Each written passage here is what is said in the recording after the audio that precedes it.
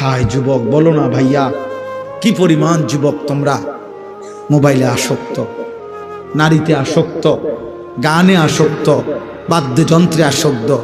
কোন হারাম নারীর হাসি, কোন হারাম নারীর দেহ, কোন হারাম নারীর ছবি তুমি উপভোগ করছো। সে তো তোমার কেউ না, সে তোমার কেউ না বাপ। সিনেমার নর্তকী তোমার কিছুই হয় না, মোবাইলের নর্তকী তো তোমার কিছুই হয় না।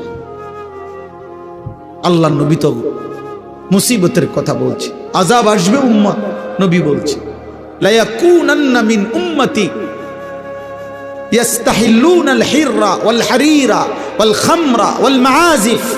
নবীজি বলেন শেষ জামানায় আমার কিছু উম্মত আসবে এমন যারা, কেমনে বলা এটা তরজমা, ইয়াস্তাহিল্লুনা আল হিররা, যারা যেই কোনো নারীর সাথে জিনাকে হালাল মনে করবে,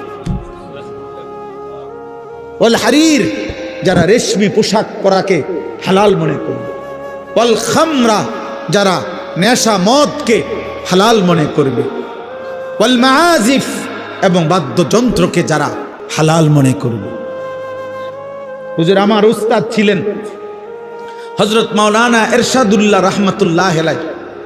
প্রিয় ভাই শোনো আমার কথা, আমার একজন উস্তাদের নাম, উনি আমারে বহুত মহব্বত করতেন, বহুত বড় আল্লাহওয়ালা ছিলেন। আমার সেই হুজুর নোয়াখালী লক্ষ্মীপুর টুমচর মাদ্রাসার শিক্ষক ছিলেন।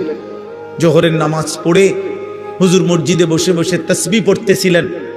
এই অবস্থায় ঢুইলা পড়ছেন, সন্ধ্যা হইতে